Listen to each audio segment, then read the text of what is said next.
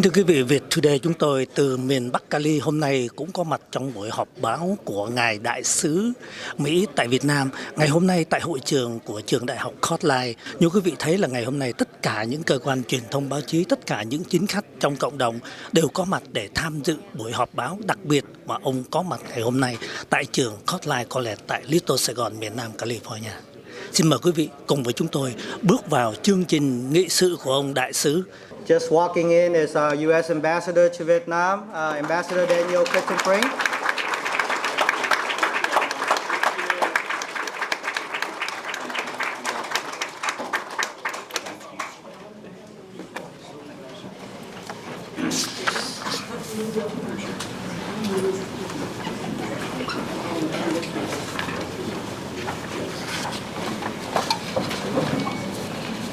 President of Coastline College, have a few words of welcome to everyone.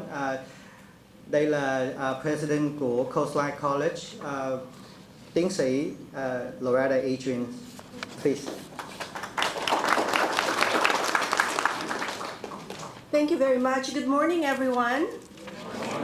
We're so glad you're here, and I just want to welcome you to one of our campuses. For those of you who may not be as familiar with Coastline College yet, it is one of the three campuses of the Coast Community College District, represented today by our Vice President of the Board of Trustees, Dr. Prinsky, and who's always a great supporter of the college. And Coastline is unique in that it doesn't have just one campus, but it has three campuses throughout Orange County. So we welcome you here, and we especially want to welcome our distinguished guests and panelists. Congressman Lowenthal, great to see you again. It wasn't so long ago, it feels like, that we welcomed the last ambassador here. Yes. So thank you so much for organizing these kinds of events. And that this year you brought with you your friends from Washington, D.C. and in the local area. So we want to welcome Congressman Harley Ruda. I think it's your first time here, so I hope that we will continue to see you again, and I'm terrible with names. So Congressman Lou Correa has been here many times, not only on this campus, but also in our other campuses. And it's great to see Congresswoman Katie Porter, welcome. And then of course our ambassador, whom I know that you're waiting to hear from them. And so without further ado, I just want to thank you again for organizing these kinds of events. I think it's really important that you continually hear from those that you represent, and I know that the Asian American community is a large and important population. So thank you for giving me the opportunity to say welcome to all of you. And now I'll turn it over to you, Congressman Lowenthal. Thank you, Dr. Adrian. Xin chào các quý vị. Tôi tên là Dan Christenbrink, and I'm deeply honored to be here in Little Saigon. Rất là hạnh phúc có mặt ở đây ở Little Saigon.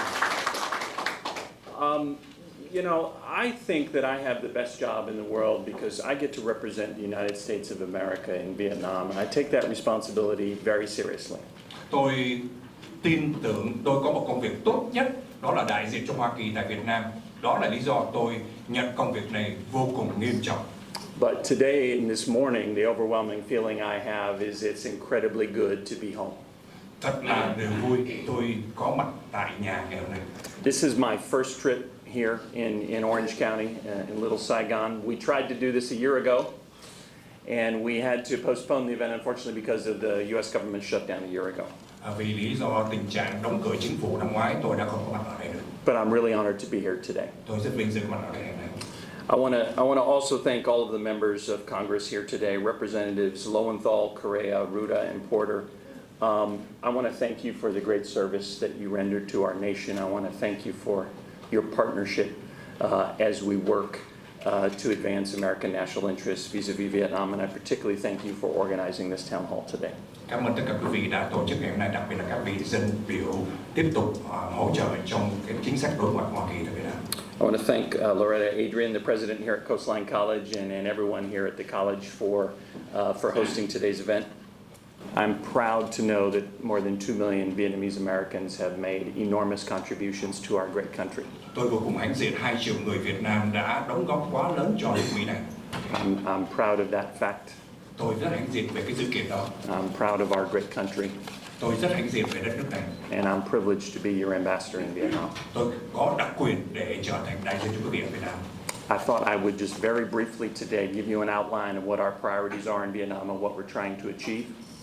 Tôi sẽ trình bày thật là nhanh những gì chúng tôi muốn làm ở Việt Nam và những gì đã đạt được trong thời gian qua. And then I'd like to take your questions. Và tôi sẽ nhận câu hỏi của quý vị. As Mr. Phong said, I've had the privilege of serving as your ambassador in Vietnam since November 2017. Như Phong đã nói, tôi đã phục vụ ở Việt Nam từ tháng 11 năm 2017. And I'm particularly happy to be here in this year because in 2020, this marks the 25th anniversary of the U.S.-Vietnam relationship. Và điểm đặc biệt là năm nay là năm thứ 45 kỷ niệm ngày quan hệ giữa Hoa Kỳ và Việt Nam. And I think it's quite obvious that over the past 25 years, we've come a long way. 25 năm qua thật là con đường dài. We've faced the legacies of war and the impact on our peoples. Chúng ta đã thấy những cái ảnh hưởng của chiến tranh đối với chúng ta như thế nào. And today in areas as diverse as trade, development, education, healthcare, energy, and security, the United States and Vietnam are working together with a shared commitment to peace and prosperity. Về hai bên Hoa Kỳ và Việt Nam cam kết về vấn đề thịnh vượng cũng như hòa bình. Whenever I talk about our relationship with Vietnam, I start with the mission statement for the mission that I lead, the United States mission to Vietnam. Khi nói đến về Việt Nam, tôi luôn đưa ra những cái chính sách gì mà tôi đại diện cho Hoa Kỳ ở Việt Nam. We have 1,000 employees in the U.S. mission to Vietnam. Chúng tôi có 1.000 nhân viên ngoại giao ở Việt Nam. More than 200 American staff. 200 thành viên là người Mỹ. And more than 700 Vietnamese local staff. 700 người ở Việt Nam địa phương. And we have one mission. Và chúng tôi có một tiêu chí mà thôi. And our mission statement is that we're there to support the development of a strong, prosperous, and independent Vietnam that contributes to international security, engages in free, fair, and reciprocal trade, and respects human rights and the rule of law. Và tiêu chí đó là làm thế nào để Việt Nam thịnh vượng về kinh tế, độc lập, đóng góp vào sự tăng trưởng của cả thế giới, tuy nhiên phải tôn trọng nhân quyền. Again, I look forward to learning from you. Tôi muốn học hỏi từ quý vị To hearing your concerns. và nghe những mối quan tâm của quý vị. And then I'm confident, together working with you and your members of Congress, we can continue to advance our interest with Vietnam. Và tôi tin tưởng rằng là với quý vị cũng như các thành viên của Hội sẽ tiếp tục đưa ra những cái vấn đề cải thiện đối với Việt Nam. Thank you very much. Cảm ơn quý vị.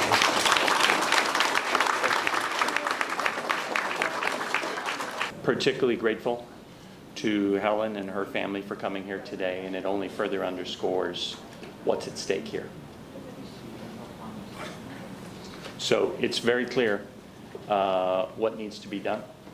We're doing everything that we know how to do. We'll continue to make this a top priority. I can guarantee you for that. I can't make any prediction on when we're going to succeed. We're going to do everything possible to bring him home as soon as we can. I give you my word.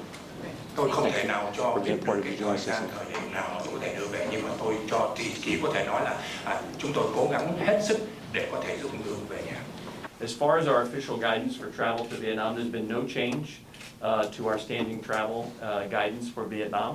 I think it would be appropriate and responsible for everyone to continue to follow the guidance that's put out by the U.S. government on the general COVID-19 or coronavirus situation. For example, you can go to the website of the U.S. Centers for Disease Control and you'll find the latest guidance there.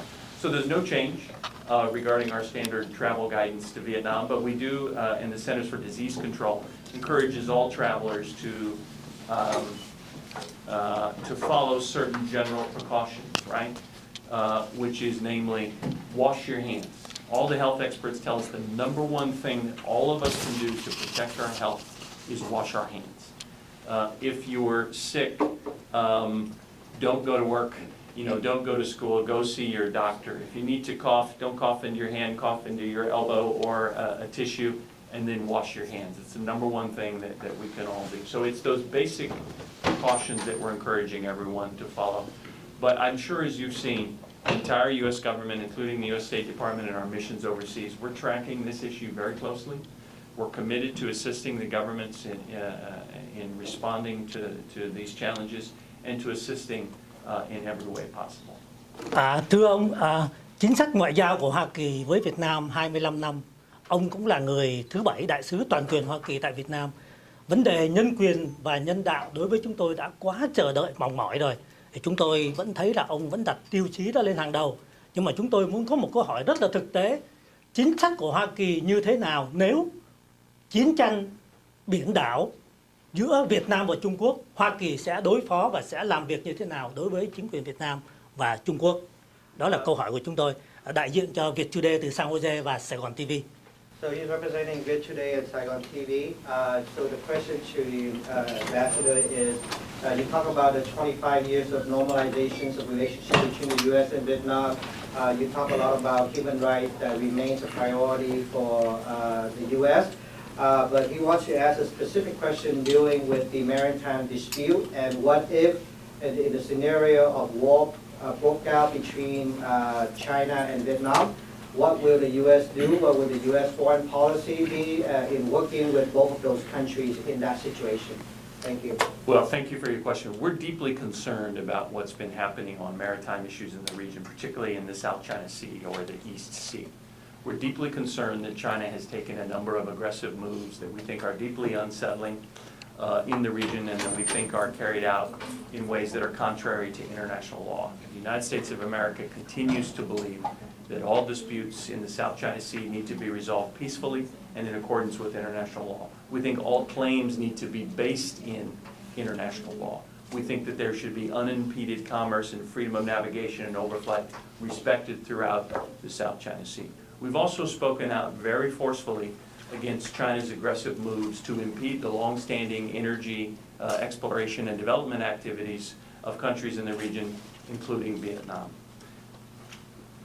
Our general policy on the South China Sea involves three primary lines of effort. One, in terms of our diplomacy, we work with like-minded partners like Vietnam and other friends in ASEAN and other allies, partners, and friends in the region to advance the shared principles that I've just mentioned. Focus on international law, peaceful resolution of disputes, freedom of navigation, unimpeded commerce. Secondly, we work diligently to improve and enhance and increase the maritime capacity of partner countries like Vietnam, but not just Vietnam, also Indonesia, the Philippines, Malaysia, and others. Again, it's our belief that if every country in the region, including Vietnam, has the ability to understand what's happening in its maritime domain and to defend its interests, that will contribute to stability and it will raise the threshold to conflict, thereby making conflict less likely. And thirdly, the United States of America continues to invest in our own military capabilities and carry out our own military activities on a regular basis designed to enforce our rights under international law and thereby protect those rights for all other countries. And that's why you'll continue to see regular freedom of navigation operations and other routine operations in the South China Sea.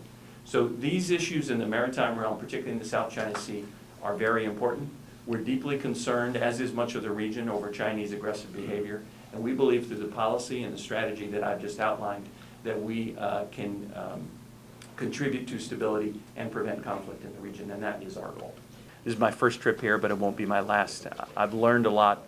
I'm very grateful to all of you. I look forward to coming back someday very soon. Thank you. No, I just want to say I'm Thank you, so everyone. just to thank the ambassador for coming. Thank you so much.